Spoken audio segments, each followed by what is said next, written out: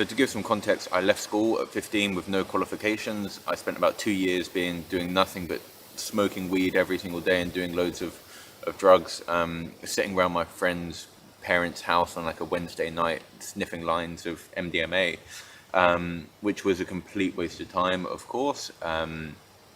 And not that it was a regret of mine, because I do think it shaped me quite a lot as a character, but I definitely don't recommend you to go down that road.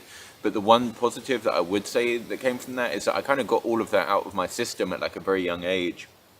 So there are still people that I know who are like 25, like 30 years old, and they're still going out like partying like every single weekend. They've not achieved anything except for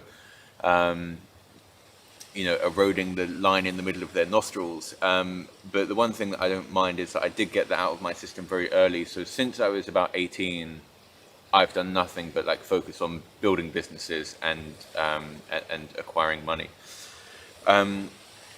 So yeah, and so I'd always been like entrepreneurial, and I've always had like a natural tendency to have ideas and kind of spot opportunities for making money. Not that they've always worked, but I've always kind of just when looking around, kind of seen opportunities for where like I can start businesses. And to go on to this, there's kind of two ways that you can do this, and there's not any right or wrong answer in terms of acquiring these skills.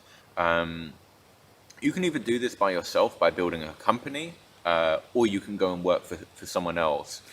And the way that I did it is I went and I got a job. I did it was the second job I ever had. My first job was working in a factory, and my second job was in recruitment.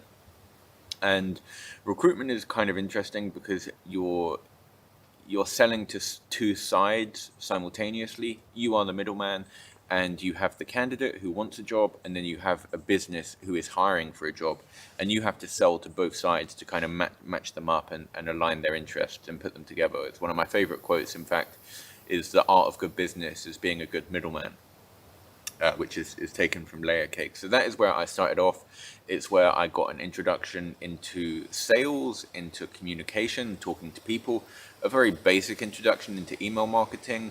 And I also started off in LinkedIn there. So there were like a couple of people that knew some basics of LinkedIn in that company. And I ended up becoming like the most connected LinkedIn user in the UK. I had about 58,000 connections at the time. All of them were software developers in the UK and Europe that were candidates for potential jobs. So yeah, that was kind of my first introduction into LinkedIn marketing as well. And then I kind of figured out how to scale. So I had like 4 laptops at one point, managing multiple LinkedIn accounts on each. At the time, I don't think multi-login or anything like that existed. Like, this is early LinkedIn days, LinkedIn automation days. There was one tool available on the market, nothing like what it's kind of evolved into now. But anyway, the point of that story is that I was given exposure to like a lot of different fields at the same time.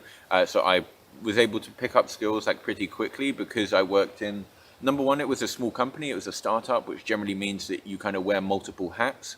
You're not just focused on one area, you're doing multiple different jobs at the same time. But point number two, recruitment is, in sales in general, actually, is quite a varied job where you need like a few different skill sets to really perform very, very well at it. So if you are looking for a job, I could definitely suggest like recruitment or a sales-based job. I think most of you are not going to want to do it. You're going to want to go straight into entrepreneurship. But that is how I started out.